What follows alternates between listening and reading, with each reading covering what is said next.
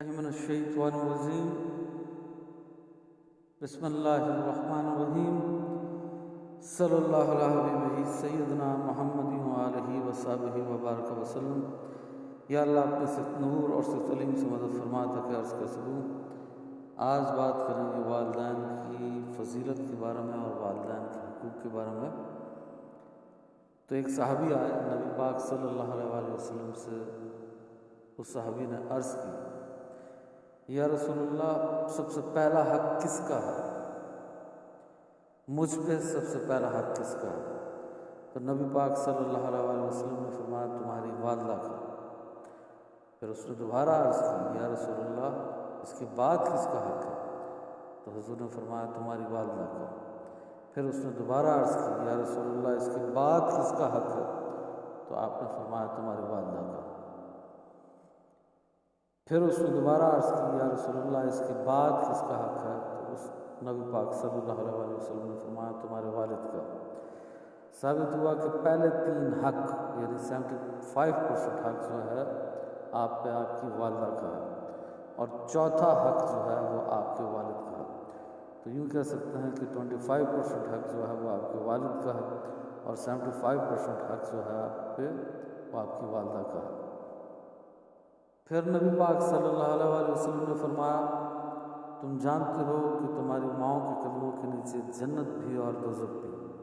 صحابہ نے عرض کی، یا رسول اللہ جنت تو سمجھ میں آتی ہے کہ اگر ہم اپنی والدہ کا ادب کریں گے، احترام کریں گے تو جنت مل جائے گی، دوزخ کیسے ہے ماں کے قدموں کے نیچے؟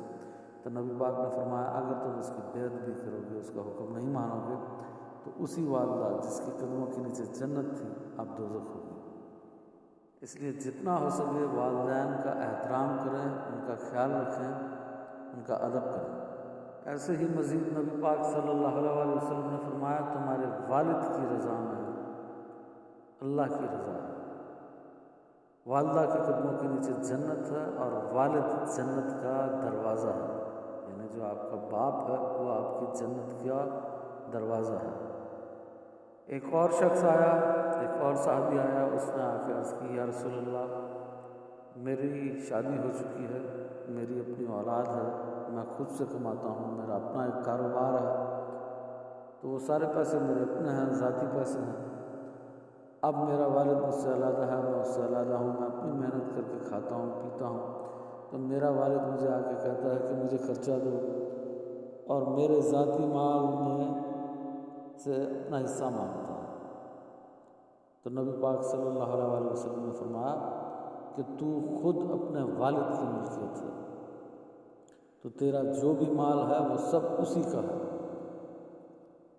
ایسے ہی ایک صحابی فوت ہو رہا تھا اور اس کی زبان پہ کلمہ جاری نہیں ہو رہا تھا، تو لوگ نبی پاک صلی اللہ علیہ وسلم کے پاس آئے، باقی صحابہ، اور عرض کی، یا رسول اللہ فلاں شخص کا، فلاں صحابی کا کلمہ جاری نہیں ہو رہا اور وہ موت کے قریب ہے، تو کوئی مہربانی فرمائیے، کوئی کرم فرمائیے۔ تو نبی پاک صلی اللہ علیہ وسلم نے فرمایا کیا اس کی والدہ زندہ ہے یا والدین میں سے کوئی زندہ ہے؟ تو انہوں نے بتایا کہ والد تو فوت ہو چکا ہے پر والدہ زندہ ہے۔ حضور نے بلایا اس کی ماں کو، تو پوچھا کیا تو اس سے ناراض ہے؟ اس نے کہا جی یا رسول اللہ میں اس سے ناراض ہوں، وہ میرا ادب نہیں کرتی۔ تو حضور نے فرمایا جب تک تو اس کو معاف نہیں کرے گی اس کا کلمہ جاری نہیں ہوگا۔ تو اس عورت نے کہا میں تو ہرگز معاف نہیں کروں گی یا رسول اللہ، گستاخی معاف پر میں اس کو معاف ہرگز نہیں کروں گی۔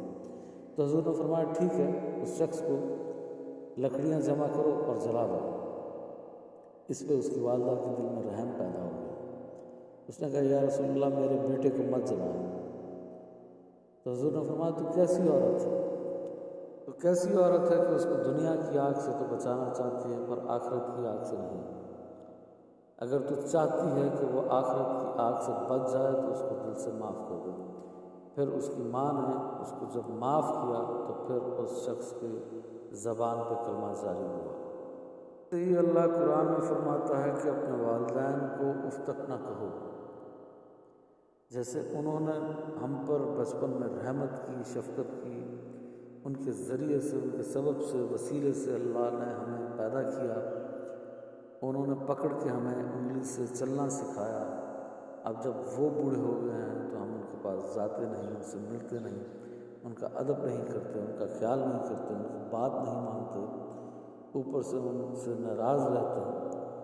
تو یہ سب باتیں جو ہیں اس سے اسلام نے منع فرمایا ہے، شریعت نے منع فرمایا ہے، بلکہ والدین کو سب سے زیادہ عزیز رکھنا چاہیے۔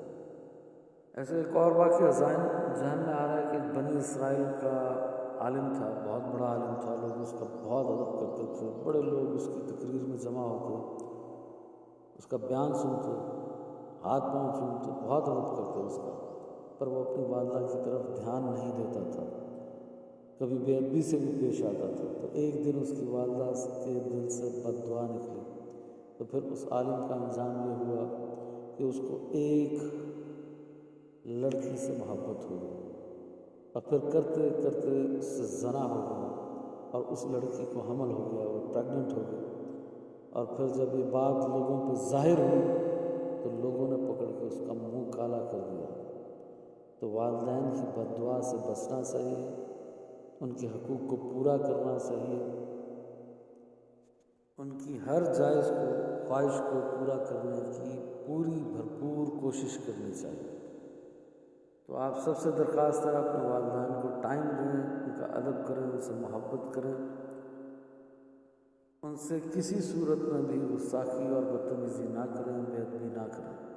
اور جن کے والدین فوت ہو چکے ہیں وہ پوچھتے ہیں کہ اب ہم کیسے اپنے حقوق پورے کریں، تو ان کے لیے یہ ہے کہ ان کے والدین کے جو رشتہ دار موجود ہیں وہ ان کے ساتھ اچھا سلوک کریں، ان کے والدین کے جو دوست موجود ہیں وہ ان کے ساتھ اچھا سلوک کریں، اور ان کے رشتہ داروں کے ساتھ صلہ رحمی سے پیش آئیں۔ پھر جو والدین فوت ہو چکے ہیں جن لوگوں کے لیے، وہ ان کو ایصال ثواب کریں، اول آخر 3 بار درود شریف پڑھ کے مغرب کی نماز کے بعد 3 بار الحمدللہ شریف والی پوری سورت پڑھیں، سورت اخلاص پڑھیں، اور اس کا ثواب نبی پاک صلی اللہ علیہ وسلم کو بھیجیں، اور ان کی طفیل تمام انبیاء رسولوں کو، اہل بیت کو، پنجتن پاک کو، اور پھر اپنے والدین کو اس کا ثواب بھیجیں۔ ایک صحابی نے آ کے حضور سے سوال کیا، یا رسول اللہ کیا ایصال ثواب سے کوئی فائدہ پہنچتا ہے، اور اس سے جو مر گئے ہیں لوگ ان کو کوئی خوشی نصیب ہوتی ہے؟ تو نبی پاک صلی اللہ علیہ وسلم نے فرمایا، اگر تمہیں احد پہاڑ کے برابر سونا دے دیا جائے تو کیا تمہیں خوشی نصیب ہوگی؟ ان کا یا رسول اللہ ہم تو بہت زیادہ خوش ہو جائیں۔ تو حضور نے فرمایا، جب تم ایصال ثواب کرتے ہو تو ان کو احد پہاڑ کے سونا ملنے سے بھی زیادہ خوشی نصیب ہوتی ہے۔ تو اس لیے جن کے والدین اس دنیا میں ہیں وہ ان کی خدمت کریں، ان کا ادب کریں، اف تک نہ کہیں، اور جن کے والدین فوت ہو گئے ہیں وہ ان کے لیے ایصال ثواب ضرور بھیجیں۔ یہ چند احادیث کا میں نے مفہوم اور تشریح عرض کی تھی، اس میں جو باتیں بھی حق ہیں اللہ ان کو سمجھنے کی اور ان پہ عمل کرنے کی توفیق عطا فرمائے، آمین۔